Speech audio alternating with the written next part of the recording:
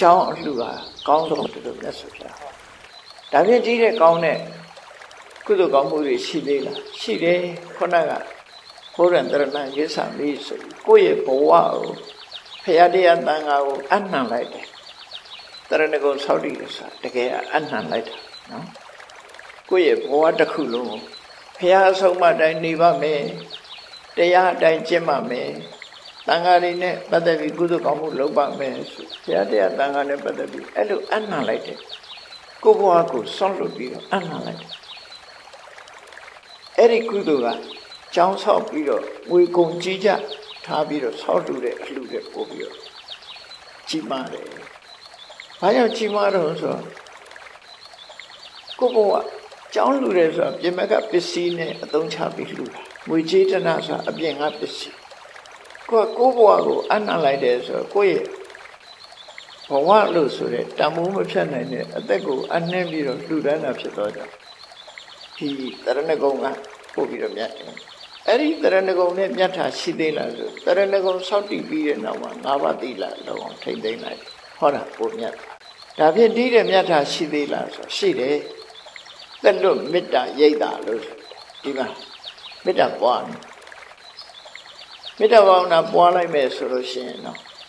တရဏဂုံသီလစောင့်တည်ထားတာတဲ့မေတ္တာပွားမေတ္တာပွားတာတော့မှအကြာကြီးမဟုတ်ဘူးခန္ဓောဟနမတ္တံပိမေတ္တာဘာဝေတိနန္တတရှုလို့သူတို့ဆိုတယ်ဒီစကားလုံးကိုခန္ဓောဟနဆိုတာနန္တတရှုလက်ချောင်းလေးနှစ်ချောင်းနဲ့တဏခါတို့ဘာတို့စန္ဒကူတို့သွေးထားပြီးတော့လက်ချောင်းလေးနှစ်ချောင်းနဲ့ယူပြီးတော့နှာခေါင်းဝါကိုတိတ်လိုက်တဲ့အချိန်ပိုင်းလေးဟာဘယ်တော့မှမရှိအဲ့ဒါကိုနန္တတရှုလို့ပြောတာနော်နန္တတရှုလေးလောက်ပဲမေတ္တာစိတ်ကိုဖြစ်အောင်ကြိုးစားကြည့်ပါအဲ့ဒီမေတ္တာပွားမှုဟာခုနကတရဏဂုံသီလကျောင်းဆောက်တာလေးတဲ့ပို့ပြီးတော့တန်ဖိုးကြည့်မှာဘာကြောင့်လို့ဆိုရင်မေတ္တာဘာဝနာပွားပြီးတော့ဆံရသွားမယ်ဆိုရင်ကဘာချီပြီးတော့အသက်ရှိတယ်ပြမဖြစ်နိုင်တယ်လေတက်တန်းကိုအလောက်ထိအောင်ရှိကြအောင်ထိမ့်သိမ့်ပေးနိုင်တယ်ချမ်းသာဒုက္ခကိုကြာကြီးထိမ့်နိုင်ဒါနတို့သီလတို့ဆိုတဲ့အရာကလူပြည်လူချမ်းသာနတ်ပြည်နတ်ချမ်းသာဒီလောက်ပဲပေးနိုင်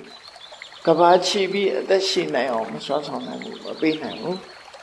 မေတ္တာဘာဝနာကဇန်အဆင့်ထိအောင်ရောက်သွားတယ်မေတ္တာဘာဝနာဆိုကဘာချီပြီးတော့အသက်ရှိတဲ့ပြမအနေထားချမ်းသာဒုက္ခတွေအောင်ပေးနိုင်တယ်သူ့ရဲ့စွမ်းအားပို့ပြီးတော့ချီးမားတယ်ဒါဖြင့်မေတ္တာဘာဝနာဆိုတဲ့ကုသိုလ်ကောင်းမှုဟာအကောင်းဆုံးဖြစ်ပြီလားဆိုဖြစ်သေးဘူးသူ့ရဲ့ကောင်းတာပါတော့ဣစ္ဆရာသင်္ကတမတ္တံပိအနိစ္စတင်ညာဘာဝေတိလက်ဖြစ်တတိအချိန်လေးပဲဖြစ်စေကိုယ်ခန္ဓာကိုစူးစိုက်ပြီးတော့အော်ဘေးရမမမြဲပါလားဆိုတဲ့ဝိပဿနာတရားကိုချုပ်စားအထောက်မမြဲဘူးဆိုတာကိုဆင်ញင်သုံးသပ်နိုင်ခြင်းဟာဝိပဿနာဉာဏ်ကိုဖြစ်အောင်လုပ်တာအဲ့ဒီဝိပဿနာဉာဏ်ကြတော့လုပ်လို့ရတဲ့ကုသိုလ်တွေမှာအကောင်းဆုံးကုသိုလ်လို့ထိတဲ့ကောင်းတဲ့ကုသိုလ်မရှိတော့ဘူးလုပ်လို့ရတဲ့ကုသိုလ်တွေမှာထိတဲ့ကောင်းတဲ့ကုသိုလ်မရှိတော့ဘူးမဲ့ကုသိုလ်ဆိုတာလုပ်လို့ရတဲ့ကုသိုလ်မဟုတ်ဘူးဝိပဿနာကုသိုလ်လုပ်ပြီးမျက်မှောက်ပြုရတဲ့ကုသိုလ်မျိုးသာဖြစ်တယ်ကုသိုလ်ဆိုတာမဲ့ကုသိုလ်မှာလမ်းဆုံးတယ်သို့တော့မဲ့ကုသိုလ်ဒီလုပ်လို့ရတဲ့ကုသိုလ်မျိုးမဟုတ်ဘူးအားထုတ်ရမယ့်ကုသိုလ်ဒီဝိပဿနာကုသိုလ်အမြင့်ဆုံးပဲဖြစ်တယ်